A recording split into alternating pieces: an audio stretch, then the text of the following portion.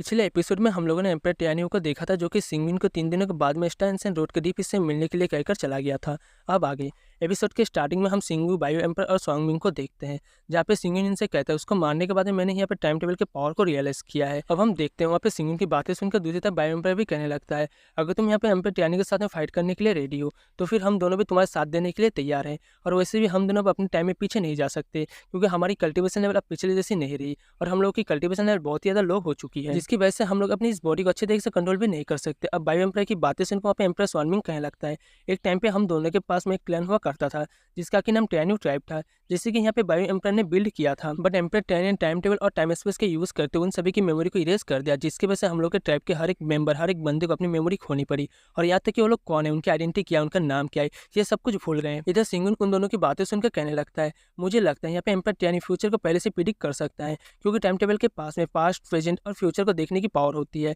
अब हम देखते हैं वहाँ पे उसकी बातें सुनकर दूसरी तरफ बायो एम्पर भी कहने लगता है, एम्पर टियानियो के पास में रिइनकार्नेशन की भी पावर है। अब इसकी ऐसी बातें सुनकर एम्पर स्वानमिंग कहने लगता है, अगर हम तीनों भी मिल जाए तो भी यहाँ पे एम्पर टियानियो को हरा पाना बहुत ही ज्यादा मुश्किल होगा। अब हम देखते हैं एम्पर स्वानमिंग की बातें सुनकर दूसरी तरफ सिंगुन कहने लगता है, एम्पर टियानियो भी तो एक इंसान है, तो फिर उसका भी कोई ना कोई वीकनेस जरूर होगा और किसी भी तरह से हमें उसे पता लगाना होगा। इतना कहने के बाद हम देखते हैं कि सिंगुन एम्पर टियानियो के ऊपर बहुत ही ज्यादा गुस्सा होने लगता है। अब यहाँ से सीन शिफ्ट होकर हम दूसरी तरफ सिंगुन की डॉटर को देखते हैं, जो वहाँ पे फ्रूट खा रही थी और इसी के साथ क्वीनन भी होती है। इसी के साथ हम देखते हैं कि वहाँ पे सिंगुन आ जाता है। अब वहाँ पे सिंगुन को देख क्वीनन कहने लगती है, क्या तुम ठीक हो? तभी हम देखते हैं वहाँ पे सिंगुन कहने लगता है, ऐसी कोई भी बात नहीं है, वैसे भी जो कुछ भी हुआ था उसकी वजह से मैं हमारे करंट सिचुएशन को बिगाड़ना नहीं चाहता। इतना कहते हुए हम देखते हैं वहाँ पे सिंगुन सबको ड्रिंक करने के लिए बोल के खुद भी ड्रिंक करने लगता है। अब यहाँ से सीन शिफ्ट होकर हम दूसरी तरफ सिंगुन और क्वीनन को देखते हैं, जो कि यहाँ पे लोलेन के पास में आ गए थे। तो गाइस मैं आपको इस एम्प्रेस के बारे में बता दूं, ये छोटी सी लड़की वही है जिसने कि यहाँ पे सिंगुन के फाउंडेशन को बचाने के लिए अपने पूरे फाउंडेशन को डिस्ट्रॉय कर दिया था। जब यहाँ पे सिंगुन के ऊपर दूसरे लोगों ने अटैक किया था, तब उसकी वजह से सिंगुन की फाउंडेशन पूरी तरीके से डिस्ट्रॉय हो गया था,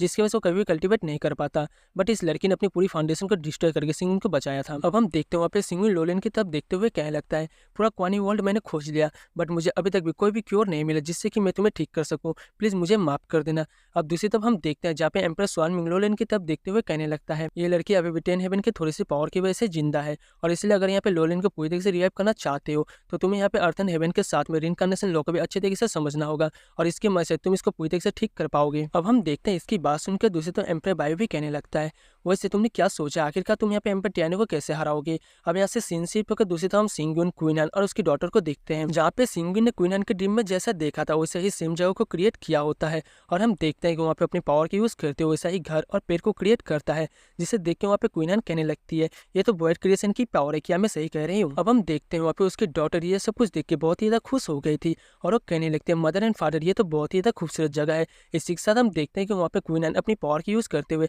एक झूला क्रिएट कर देती है, जिसके ऊपर उसकी डॉटर जाके बैठ गई थी। अब हम देखते हैं कि वो दोनों उसे झूला झुलाने लगते हैं। इसी के साथ हम देखते हैं कि वहाँ पे क्वीनन कहने लगती है, आखिरकार तुम क्या सोच रहे हो? जिसके रिप्लाई में वहाँ पे सिंगुन कहने लगता है, कुछ भी तो नहीं, बस मैं बहुत दिनों से रिलैक्स नहीं हो पाया था और इस मोमेंट को बहुत ज्यादा मिस कर रहा था, और इसलिए आज मैं बहुत ज्यादा खुश हूँ और इसी के साथ मुझे यहाँ पे बहुत ज्यादा अच्छा लग रहा है। जिसके रिप्लाई में वहाँ पे क्वीनन कहने लगती है, वैसे भी आपने 3 दिन में बहुत ज्यादा हार्डवर्क किया है मेरे और मेरे डॉटर के लिए, इसके लिए आपका थैंक यू। इसके रिप्लाई में वहाँ पे सिंगुन कहने लगता है, थैंक यू की जरूरत नहीं है, वैसे मैं इतने सालों से गायब था और अगर तुम्हारे हार्डवर्क के साथ इसे कंपेयर किया जाए तो ये कुछ भी नहीं है। और इसी के साथ सिंगुन क्वीनन से कहने लगता है, वैसे भी तुम मेरे साथ हो, इसलिए मैं इस बात से बहुत ज्यादा खुश हूँ। अब हम देखते हैं वहाँ पे सिंगुन की बातों को सुनकर क्वीनन कहने लगती है, आप चिंता मत करो, क्योंकि फ्यूचर में आपको और भी बड़े बड़े काम करने हैं और आप हमेशा हमारे साथ रहेंगे। अब हम देखते हैं वहाँ पे क्वीनन की बातों को सुनकर सिंगुन कहने लगता है, मुझे नहीं लगता है कि आज के बाद मैं कभी तुम लोगों का साथ दे पाऊंगा। अब हम देखते हैं वहाँ पे सिंगुन ये सारी बातें करते हुए काफी ज्यादा उदास हो गया था, बट तभी हम देखते हैं कि वहाँ पे उसकी डॉटर की आवाज आती है और वो कहने लगती है, फादर ये अटक गया है। अब हम देखते हैं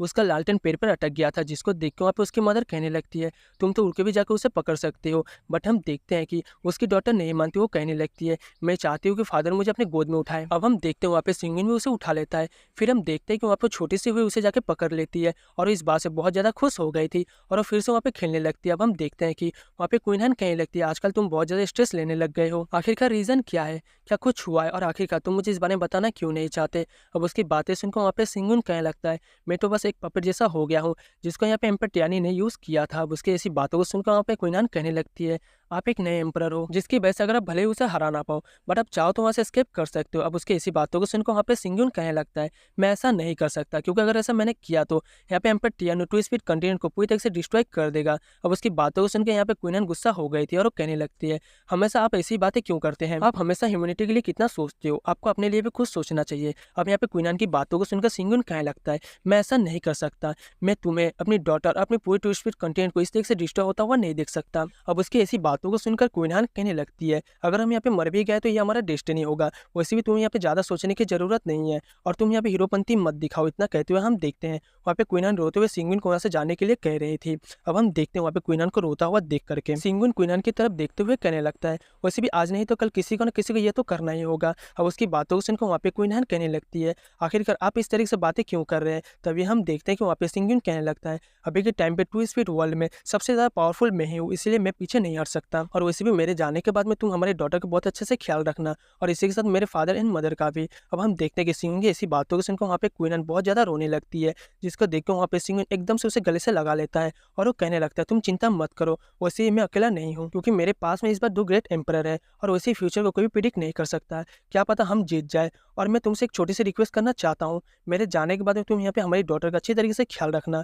और वैसे भी अगर तुम्हें यहाँ पे टियानी वर्ल्ड में जाना है तो तुम जा सकती हो, क्योंकि मैंने एंशिएंट स्टार रोड को पूरी तरीके से रिपेयर कर दिया है और वहाँ पे हमारा चू रॉयल फैमिली भी है और वहाँ पे चू रॉयल फैमिली के साथ में रह के हमारे डॉटर को अच्छे तरीके से लीड कर सकती हो और वहाँ पे जाकर डिमन रेस के साथ में फाइट करने में उन लोगों की भी हेल्प कर सकती हो। इतना कहते हुए हम देखते हैं वहाँ पे सिंगुन कहने लगती है वैसे भी अब मुझे जाना होगा क्योंकि मेरे पास में ज़्यादा वक्त नहीं है। अब हम देखते हैं उसकी बातों को सुनकर दूसरी तरफ वहाँ पे क्वीनन एक पेंडेंट को बाहर निकालती है और उसे सिंगुन को दे देती है, जिसको देख के सिंगुन कहने लगता है आखिरकार ये क्या है। अब सिंगुन की बातों को सुनकर क्वीनन कहने लगती है कुछ भी नहीं, बस तुम इसे रख लो और मैं विश करती हूँ कि तुम जल्दी सेफली वापस आ जाओगे, तुम्हें कुछ भी नहीं होगा। अब हम देखते हैं उसकी बातों को सुनकर वहाँ पे सिंगुन भी मान गया था। अब इसी के साथ सिंगुन वहाँ से चला जाता है, जिसको देख के उसकी डॉटर कहने लगती है मदर फादर कहाँ पे चले गए, जिसकी रिप्लाई में उसकी मदर कहने लगती है बहुत ही जल्दी ये पूरी जगह पूरी तरीके से अंधेरे में कवर हो जाएगी और इसी अंधेरे को हटाने के लिए तुम्हारी फादर हमारे लिए रोशनी को लाने गए हैं। तो गाइस इसी के साथ ये एपिसोड यहीं पे खत्म होता है। Thank you for watching. Next episode देखने के लिए वीडियो को लाइक करके चैनल को सब्सक्राइब कर लेना। मिलते हैं नेक्स्ट किसी वीडियो में, तब तक के लिए tata bye bye and take care.